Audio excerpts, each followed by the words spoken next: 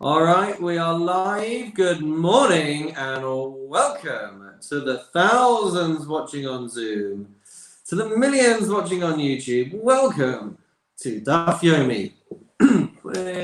We are going to be doing page 128, Kuf Kaf Ches of Masechet Shabbos. We're going to get it up for you on the screen right now so you can see. Now, don't be confused too much.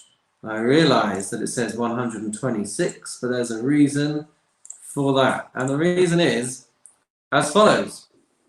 We are midway going through a Mishnah, and so I felt like it would make sense for us to at least see the Mishnah first that we are studying, and in that way we will be able to keep up with the pace and understand roughly what we're talking about. So let's run through quickly what the Mishnah is that we're dealing with, which is the start of the 18th perek, the 18th chapter,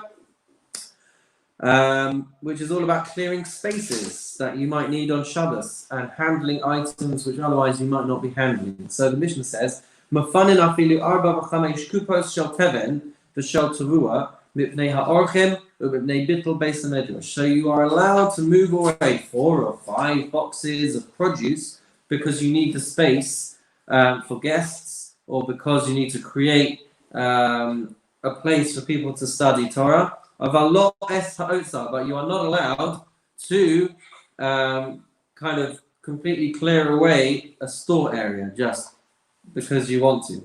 Continues the Mishnah, Mafanan teruma tahora udamai u'maaseh rishon shenitla trumaso u'maaseh sheni v'hekdesh sheniftu. You are allowed to clear away items of teruma which are pure, and which could therefore, in theory, be consumed on Shabbos. Udamai, and doubtfully tithed produce. U'maaseh rishon shenitla trumaso, maaseh rishon which has been tithed correctly, and maaseh sheni, and v'hekdesh that have been redeemed correctly. V'hatrumas hayavesh mipnei shehu machal ha'izin. You can clear away dried. Translates it there as lupine, but it's some kind of vegetable which is edible for goats. But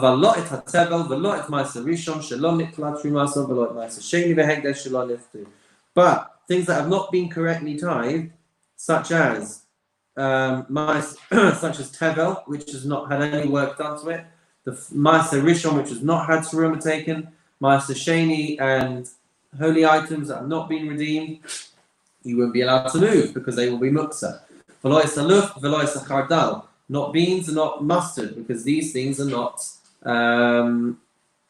Luf is not just beans. Luf is a type of bean, but these are particular items of food that are not fit for consumption, and therefore would be muksa to move.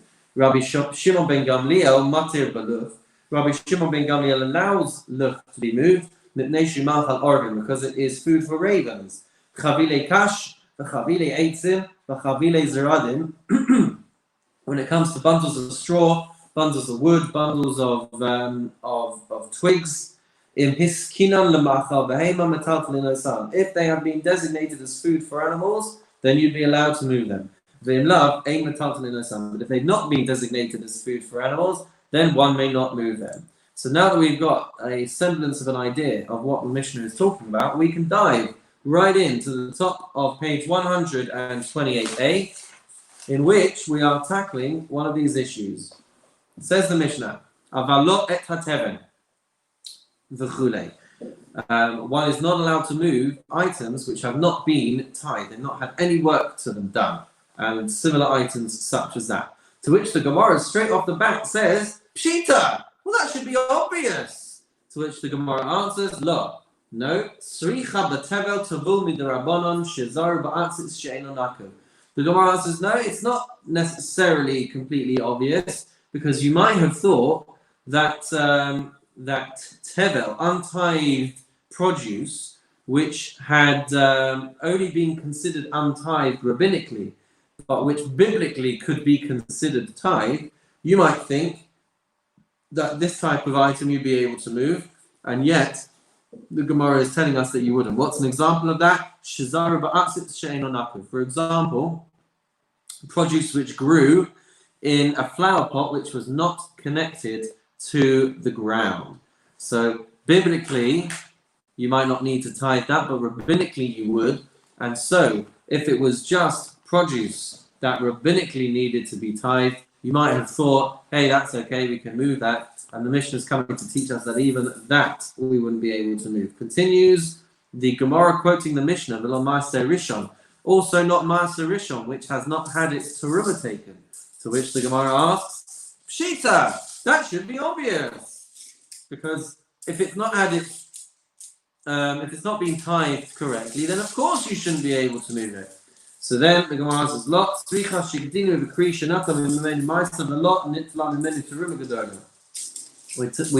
We need the teaching because of an instance where maybe you have preceded shigdinu v'kri shenata v'memeni ma'aser. Because you have, let's just find where. Yeah. So if the Levi got to the produce first, right? So you had the produce in a pile which the Levi got to first, but you hadn't taken the terumah yet. So Ma'aser Rishon was taken before the main terumah separation. What would we have thought?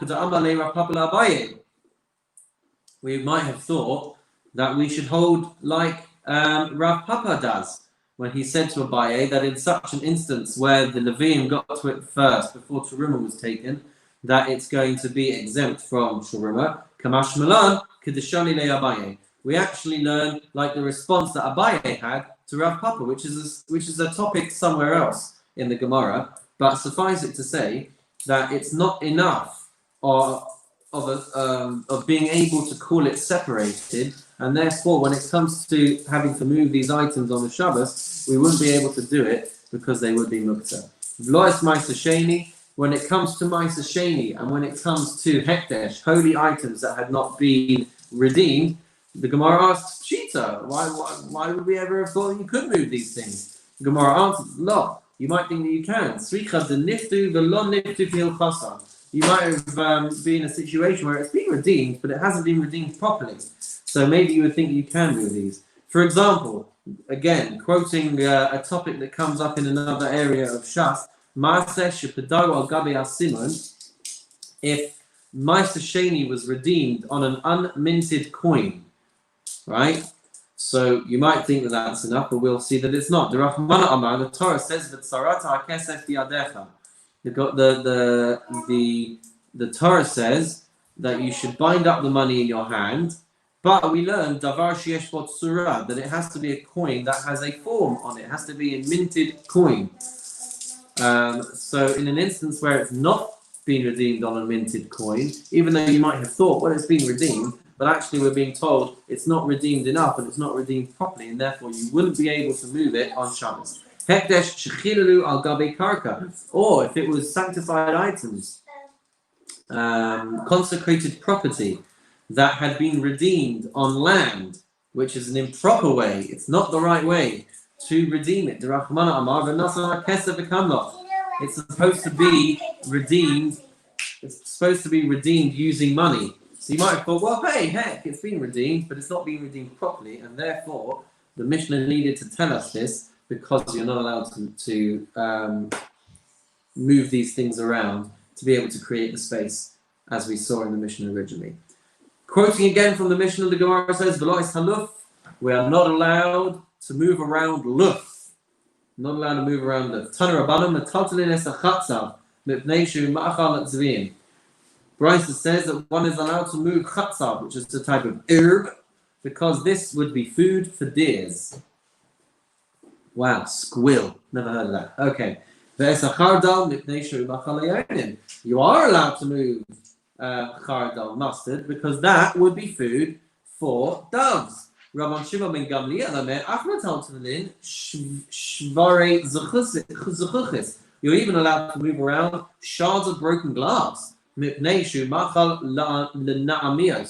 that would be food for ostriches. Amalei Rabbi Natan says to Rabban Shimon ben Gamliel, but if that's what you're going to say,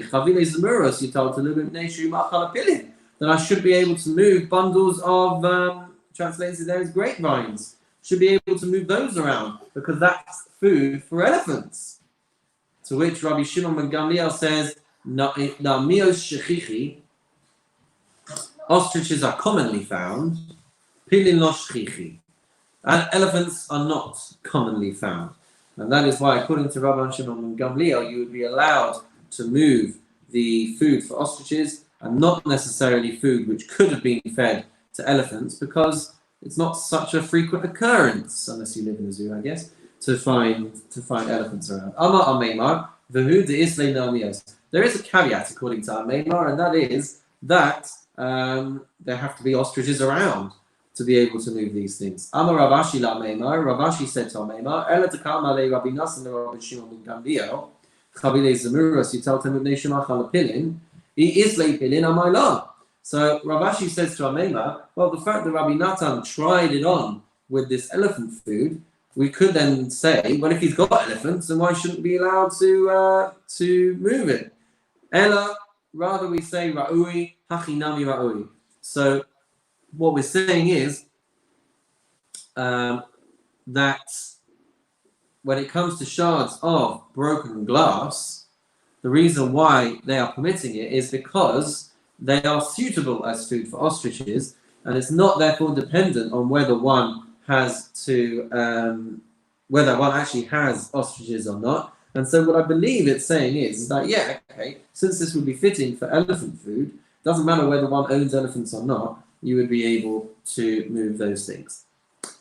Okay, continues the Gemara. Amar Abaye says, Rabbi Shimon ben Gamliel, Rabbi Shimon, Rabbi Ishmael, Rabbi Akiva. You've got 4 rabbis over here. You've got Rabbi Shimon ben Gamliel, Rabbi Shimon, Rabbi Ishmael, and Rabbi Akiva. Kulu Sbiruhu, they all hold the following principle. Kol Yisrael, B'nai Malachim Heim. All of the Jewish people are princes. Or all of the women would therefore be Jewish princesses. What the implication of this is that we see in different areas that things which are considered an extravagance can often be, according to some opinions, forbidden on Shabbos because they're only used by royalty. But then we see that there are rabbis such as these 4 who come back and retort and say, well, actually, all of Israel are considered the princes, the princesses of Hashem. They're all considered like royalty, and therefore even these extravagances should be permitted, even if the Jew in question may not be particularly wealthy. Nonetheless, these things are going to be permitted. So Rabban Shimon ben Gamliel Hadam Ran. Rabban Shimon ben Gamliel's opinion is expressed in the Mishnah, in which we had said that he is allowed to move. He is allowed to move luf because it is food for ravens. Then the next opinion, Rabbi Shimon. Just to expand that a little bit more. So the fact that we're allowed to move luf because it's food for ravens, the extension here is that even though Jews don't necessarily own ravens, they all could be able to own ravens because they're all like royalty. And so I guess that would extend to ostriches and to elephants as well. Rabbi Shimon Ditnan. The evidence for Rabbi Shimon is because we have a Mishnah which says, we saw it recently, B'nai Malachim Sachin al Gabe Makosehen Shemen Vered Shekain Darkan Shel B'nai Malachim Lasuch Bachol. Rabbi Shimon says that since princes anoint their wounds, they clean their wounds or fix their wounds up with rose oil, which is a very extravagant way to do this, but because princes would use this treatment during the week, therefore Rabbi Shimon, who holds Kol Yisrael B'nai Menachem, all of Israel are princes, so therefore they would be allowed to use this very extravagant oil on Shabbos, simply because of the fact that royalty uses it during the week. Rabbi Shmuel, Rabbi Akiva, what about them? What is their evidence that they hold that all of Bnei Yisrael are royalty. Titania, it's a brisa. Hare shahayinoshin bo elef mana. In a situation where you owe a debt of 1,000 money, v'lavush itztala bas kuf money, and you find that the guy is wearing this special suit, very expensive item of clothing, which is worth 100 money. Mafshitin asa u'malbishin osa itztala haruya lo. So we might think, well, hang on a minute, this guy owes £1,000. He's wearing a £100 suit. Let's take it off him because he should be wearing clothes which are more befitting of his financial situation. To which Tana Mishum Rabbi Yishmael, the Tana Mishum Rabbi Akiva, to which it's taught in the name of Rabbi Yishmael and Rabbi Akiva, Kol Yisrael Ru'uyin Lo Osa Itztala. Any Jew is entitled to wear that expensive item of clothing. Cannot be said that they are unworthy of it, and therefore the principle is that he shouldn't need to sell his clothes to pay off the loan, even if it's expensive. Even if you could say, well, he could wear something cheaper, it's more fitting for him to be wearing something cheaper. Nonetheless, there's the principle here that Jewish people are like royalty in Hashem's eyes, and therefore they should be entitled to wear expensive items of clothing, even if they own money. What an amazing thing to wake up to on a Sunday morning. To anybody who was feeling, oh gosh, what am I even worth? There's your answer. In Hashem's eyes, you are like royalty. Amazing place to be. Continues the Mishnah, the Gemara quoting the Mishnah, Chavilei Kash, quoting about bundles of straw, bundles of twigs, bundles of wood. So the Gemara says as follows: Tana Rabbanan, we have a teaching from the rabbis. Chavilei Kash, Chavilei Eitzim, Chavilei Zeradim. When it comes to bundles of straw, bundles of wood, bundles of twigs, and his skin on the ma'achal b'hema metaltal l'nosa, if they have been designated as food for animals, then one may move them. V'im lav, ein metaltal l'nosa. But if they have not been designated as food for animals, then one may not move them. Rabbi Shimon ben Gamliel says, Chavilin hanitalin biyad echad mutar l'taltalam. When it comes to bundles that can be moved around in one hand, then mutar l'taltalan, it's permitted to move them around because there's no problems of exertion. By the way, I should have probably pointed out, the whole issue of moving only limited amounts of things to be able to clear away space is because we don't want to create situations of having to work too hard and exert your effort and your energy too much on Shabbos. Not necessarily because of malachas, of carrying and all these kinds of things. That's not what we're dealing with here. We're merely talking about turning your Shabbos experience into one that looks like a weekday experience. That is something that is often, I find, a difficult concept for people to wrap their heads around. But our Shabbos experience is supposed to look different to our weekday experience. So even if you might not be violating any melachot, nonetheless, there is a concern that that continuing with business as usual is not the right thing to be doing on Shabbos. So that is why the Rabbanon limit the amount of stuff that you can move around, because if you decide, well, I'm just going to designate my day, my Shabbos day, as I'm going to move everything out of my house so I can decorate on Sunday, whatever it is. So we are recommended to treat our day and to make the space of Shabbos one which is different to the weekday. Anyway, with that aside, let's continue. So, Rabban Shimon ben Gamliel said that if you can move these bundles with one hand, then you're allowed to move them. But he holds that if they have to be taken in two hands and the exertion is going to be quite difficult, then according to Rabban Shimon ben Gamliel, you would be forbidden to move them around. What about bundles of different types of herbs and grasses, which we translate it here as savory, hyssop, and thyme, but we're going to see that we're trying to grapple with what some of these things are. So when it comes to these different types of grasses and herbs, if you have brought them in for firewood, then you are not allowed to use them. You're not supposed to use them on Shabbos for food. But if you've brought them in lamachal behema, if you brought them in as food for animals, then then you'd be allowed to supply them for yourself as food. The kotem biyad, the ochel, uvilvad shelo yikton bekli. You'd be allowed to break them up and eat them, as long as you're not doing it with a vessel. And you'd be allowed to rub them and crush them to be able to make them suitable for you to eat, as long as you're not using a vessel to crush a lot of them. Divrei Rabbi Yehuda, that is the opinion of Rabbi Yehuda. The Chachamim say, you should do it with a shinui, you should do it in a different way. You should crush these things with the tips of your fingers, then va'acham.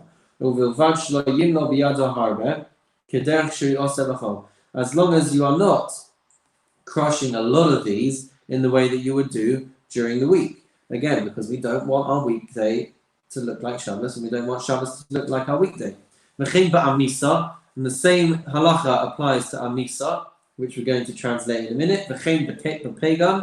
And the same with pagan, which is ru. I don't know what ru is. And so too is the case with other types of spices. So the Gemara asks, "My amisa, what is amisa?" To which the Gemara replies, "Ninya, it is mint." That's where we get nana tea from. Siya, what is siya? Amar Rabbi Yehuda. Rabbi Yehuda says it is sastri. It is what's it say there? Okay, I've got it translated here as penny royal. Azov, what is Azov? Pardon me? Savory. What's it says there? Yeah. Azov is abarta, which is hyssop. Kuranisa shema. When it comes to Koranis, it is called Koranita. It doesn't seem to be known as any other name, although I have a note here to say that it is thyme, T-H-Y, thyme. But hang on a minute. The Gemara asks that there was someone who came and wanted Koranita, and what he found was chashi, which is savory. So, is that how it's translating in there? He was found to be selling thyme, T-H-Y. But the implication nonetheless is that we know what Koranita is. It's not just that it's known as Koranita, we can't define what it is. We see an instance where someone came for Koranita and he was sold chashi, which we translated as, or which I'm translating as savory, which Sophia is translating as thyme. Ela siya, rather siya, is sasri, which is savory. Azov is avarta, Azov is hyssop, and Koranisa is chashi, and Koranisa is thyme. So these things can be defined.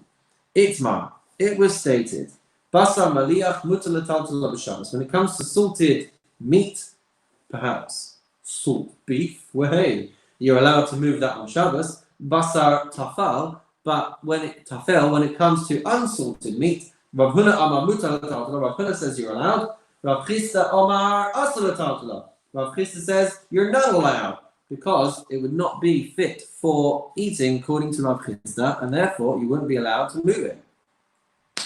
So the Gemara asks, Rav Huna Amar mutar l'taltala. Did Rav Huna actually say you're permitted to move it? V'ha Rav Huna Talmid Rav Hava. But Rav Huna was a student of Rav. For Rav, Rav Yehuda Sfirele. And Rav holds the same opinion as Rav Yehuda, the Islay Muktzah. The unsalted meat is unfit for purpose, and therefore it should be Muktzah. So the Gemara answers, B'Muktzah la'achila savalak Rav Yehuda. When it comes to Muktzah items, with regards to eating, then he holds like Rabbi Yehuda. Then he says that you wouldn't be allowed to eat it because it is muktzah. But for muktzah l'taltel, when it comes to being able to handle things, he actually holds like Savalak Rabbi Shimon. He holds like Rabbi Shimon, who says that there's no prohibition of moving these things around. And that is why, according to Rav Huna, therefore, you'd be allowed to move around unsalted meat, even though you might not be able to eat it. So the Gemara asks, Rav Chisda Amar Asur?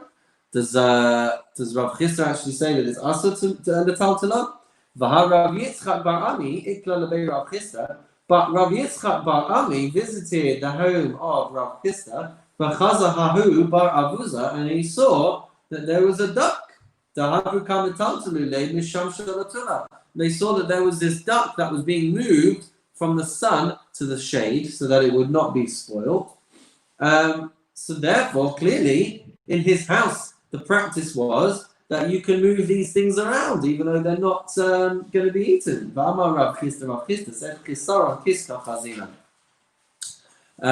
was an issue of monetary loss over it. We didn't want it to go to waste.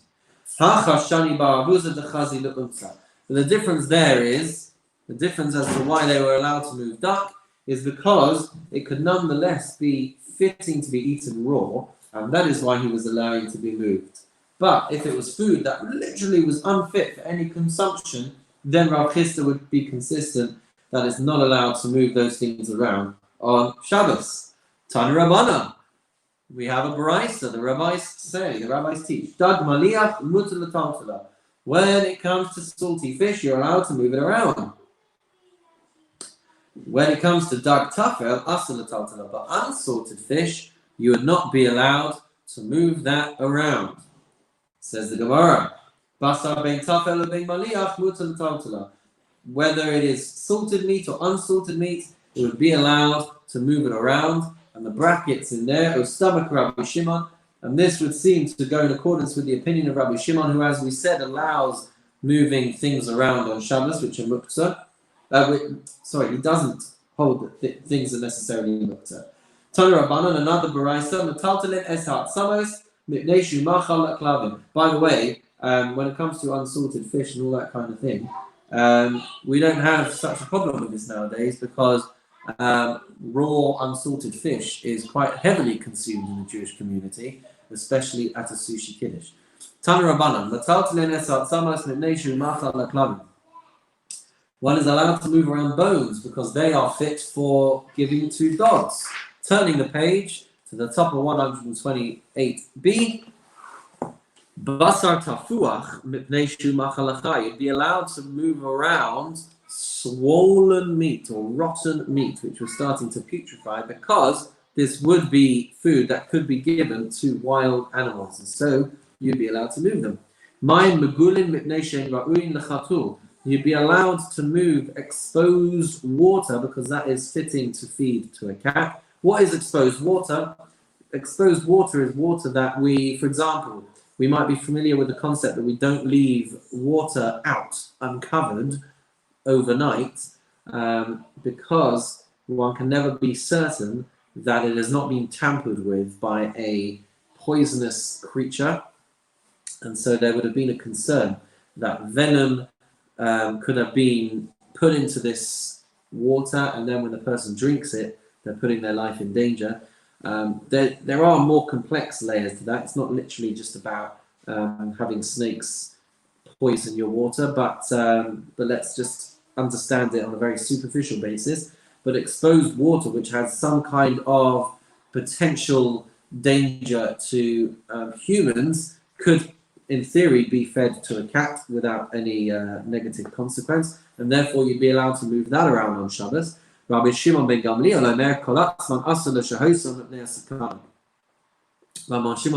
is very strict about this, and he says that any water that's been left out in this way is not allowed to be kept because there is even a remote danger that a person could drink it, and so therefore it's not subject to the same halacha that we saw originally. All right, we move on to a new Mishnah. Hope everyone's doing well out there. Says the Mishnah, you are allowed to overturn a basket so that chicks can get up and down to their hutches, to make it a bit easier for them. And this may be surprising because we might have thought, well, hang on a minute, we're creating a situation that we now can't use that basket on Shabbos, and I thought we're not allowed to create situations of muktzah on Shabbos. The Gemara is going to deal with that soon.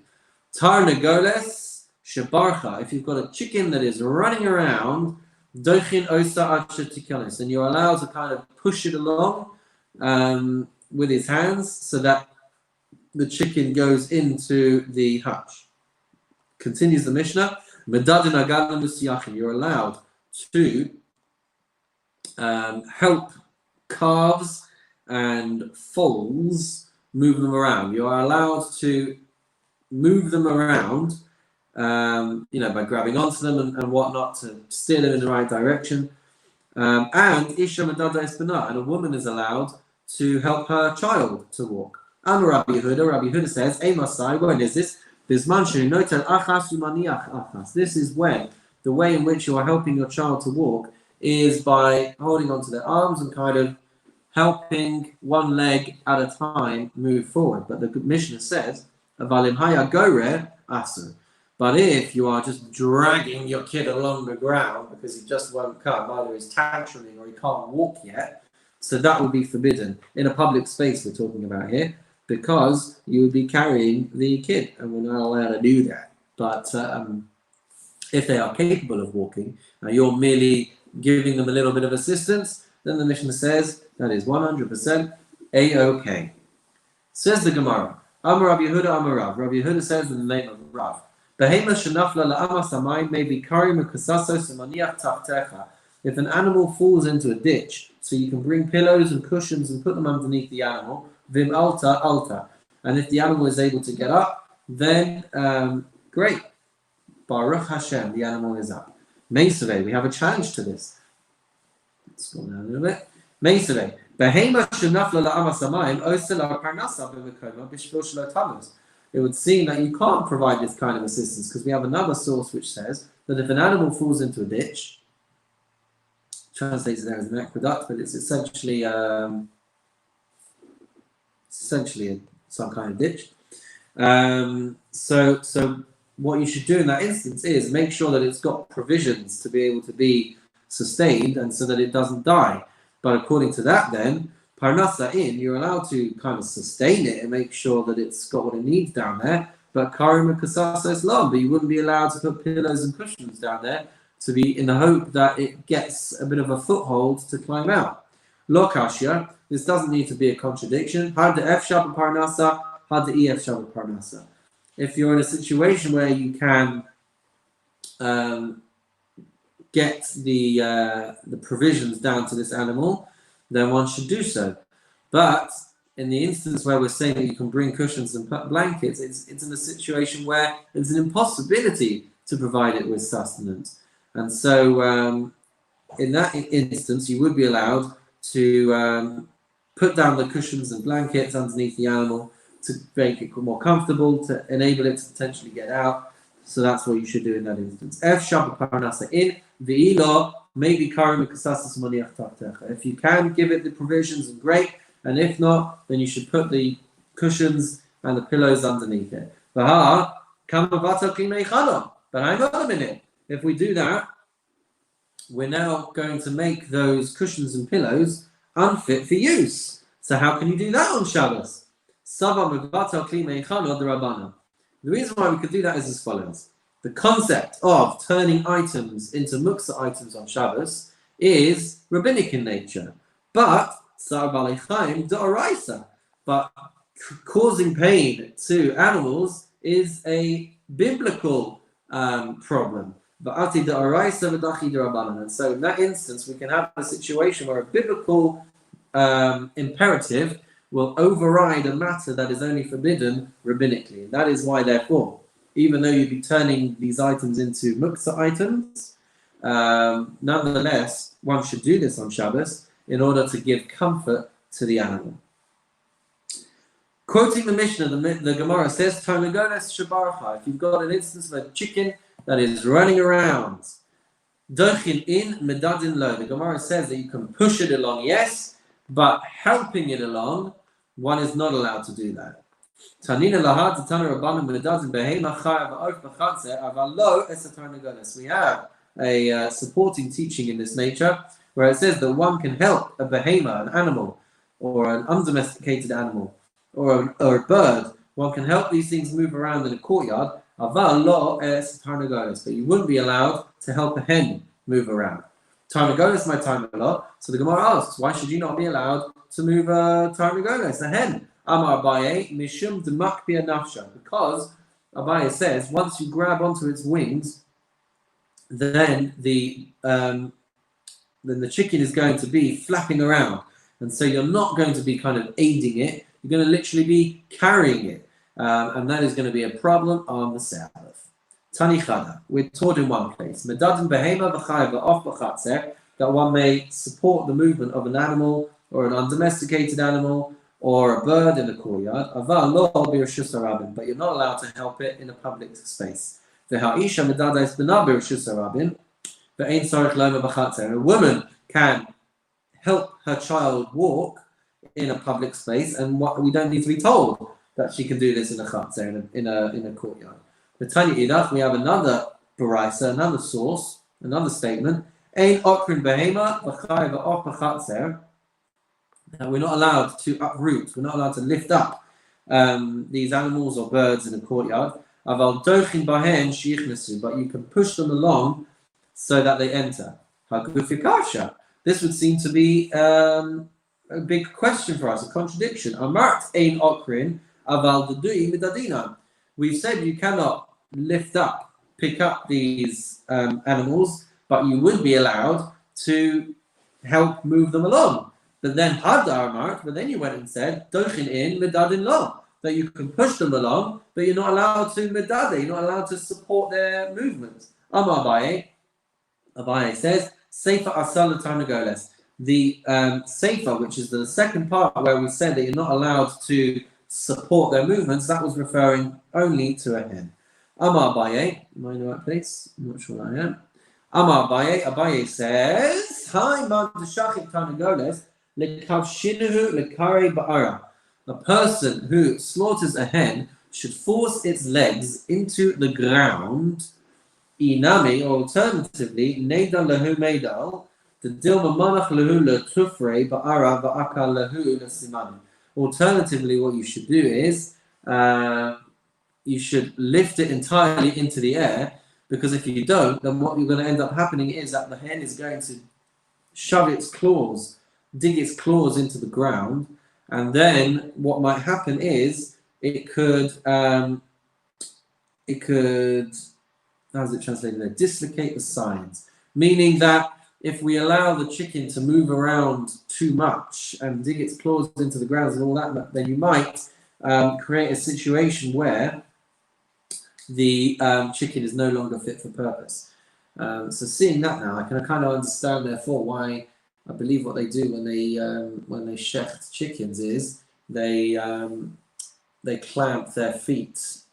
I think they hold them upside down and then they kill them like that. Which I guess is consistent with this concept that if they are allowed to move around too freely, it could prevent the chicken from being in a fit state to be consumed afterwards. So we reach another Mishnah, ladies and gentlemen. Here we go, fun one, as they all are. One may not deliver a baby animal on Yom Tov. Aval Mesadin, but you can give support. You can assist an animal with its birth. And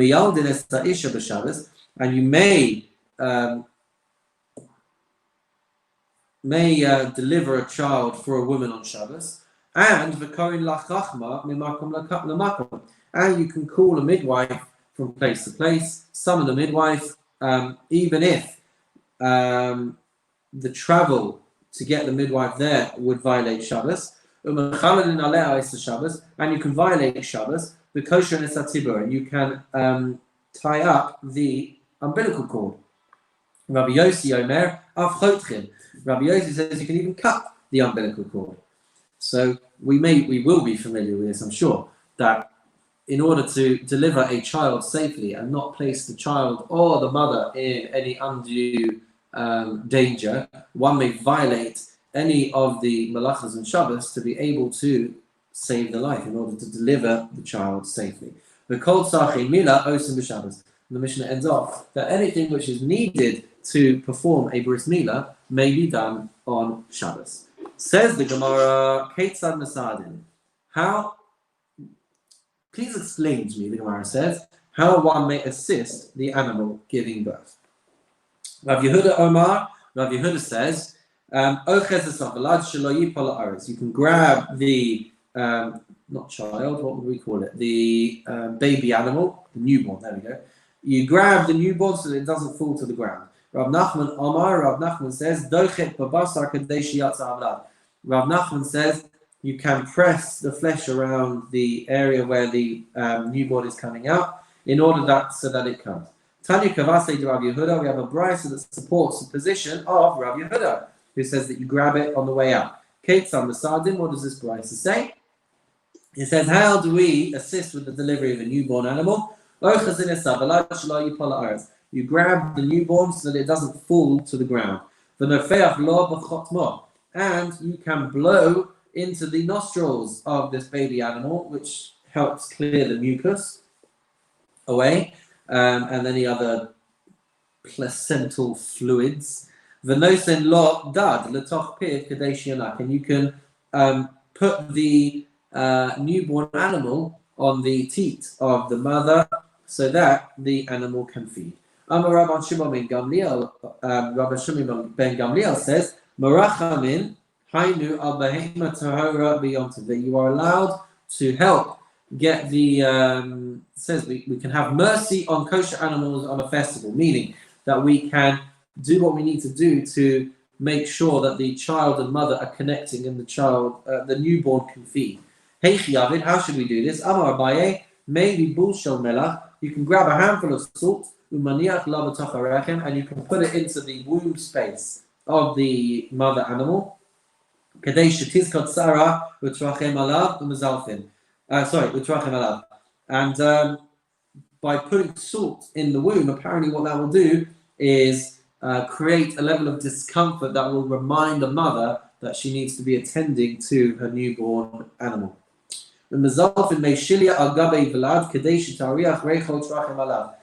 what you can also do is you can sprinkle liquid from the placenta on the newborn so that the mother will smell it and she will have compassion on her newborn and will make sure that she sustains it and nourishes it.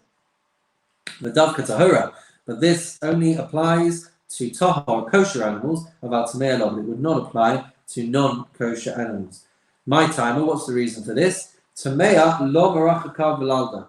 Because non-kosher animals do not distance their offering. Ve'im marachakav v'lalda. And if they were to distance themselves from their offering, lo makarva. They don't seem to miss them too much, and they don't try and rebuild or restore that connection. Are there any vets in the house to confirm everything that we're saying? Perhaps not, but there we go. There's your science research for the day. Continues the Gemara quoting the Mishnah. Miyaldenes Isha, delivering a human baby on Shabbos. We may do so. Michti, let's see. Tanale miyaldenes Isha, the Kohen lachachma b'makom l'makom v'machalin alaleha es Shabbos. We've taught that you can deliver a baby on Shabbos and you can call the midwife from place to place, and you can desecrate Shabbos. What are we coming to include with this teaching? We are including Hadatana Rabbanan, meaning the question was, like, we've already said a bunch of things that they could do. We've said they can desecrate Shabbos. So, what exactly are we needing to say more on this issue? So he says there's a brisa which says, in Haisat Tzricha Laner, if the woman needs a candle, so her friend can light the candle for her, even though it's Shabbos. And if she needs oil, so then the woman can bring oil by hand. And if it's not enough to be able to bring in her hands, then she can bring it in her hair.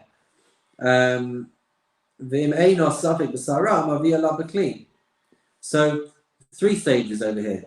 So one should bring the oil, I guess, cup it in her hands. But if there's not going to be enough space in her hands, then she should bring it in her hair. And if there's really not going to be enough space to bring it in her hair, then she should bring it in a vessel. So all these stages seem to be that one should minimize or do it in a different way, the movement of this oil, rather than just carrying it outright. Amamar, im haisat sricha laner, chaverta madlekes es aner. We said that if a woman needs a candle lit, then her friend can light it. Pshita. That should be obvious. I'm allowed to desecrate Shabbos for a woman giving birth. So why would I need to be told this explicitly? Lo, the Gemara says no. Sricha basuma.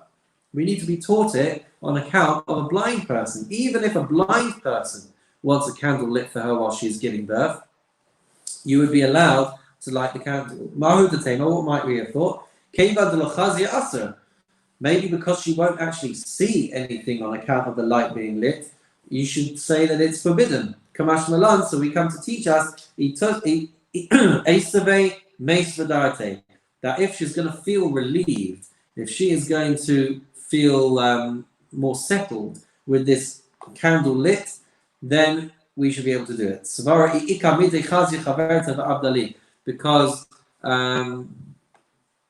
if it's going to settle her mind that her friend can see, therefore it can be done on her behalf. So now we examine this point that we were making about a woman giving birth needing oil. So hold on a minute.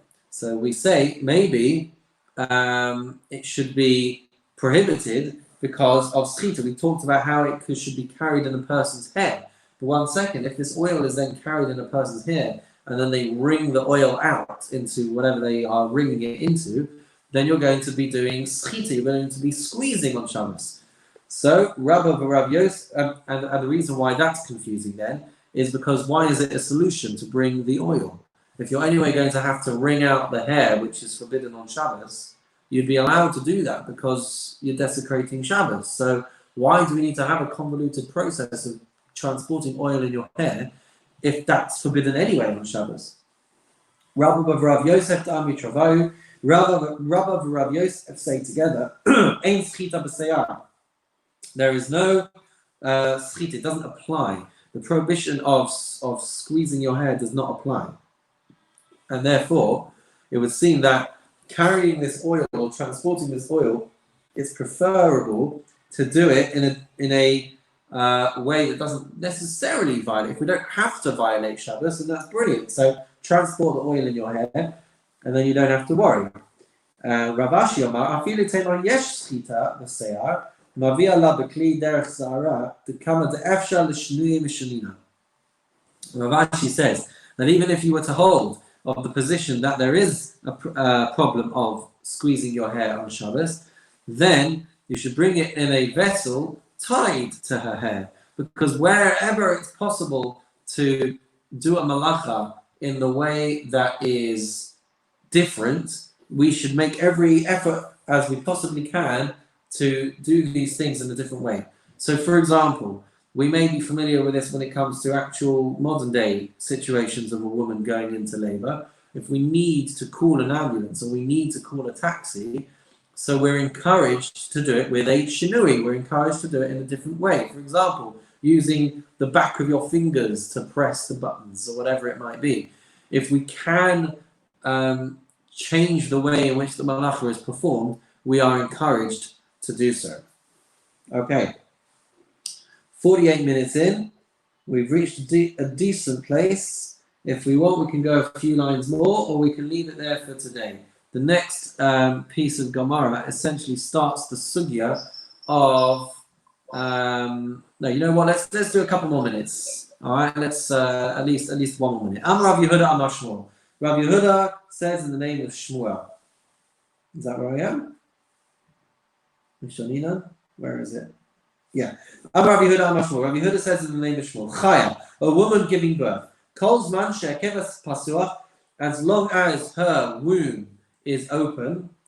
Bein amrat tzricha ani, bein lo amrat tzricha ani. Whether she says I need it done or I don't, or whether she says, or whether she doesn't say that she needs it done. Machalelin aleha es Shabbos. It is imperative that we violate and we desecrate Shabbos for her, whether she asked for it or whether she didn't ask for it. If her womb is open, if she's in the process of giving birth, one must violate and desecrate Shabbos for her. Nistam kever, if the womb is closed, meaning we're now after birth, so the Gemara says, Bein amrat sricha ani, bein lo amrat sricha ani, ein machalin aleha es Shabbos. Whether she's asking it or whether she's not asking for it, we shouldn't violate Shabbos for her. Rav Ashi masni hachi, Rav Ashi taught it in the following way, turning to the top of the next page. Mar Zutra matni hachi, and Mar Zutra taught it in this way. And yeah, okay, so that's at least opened us up for the sugya at hand.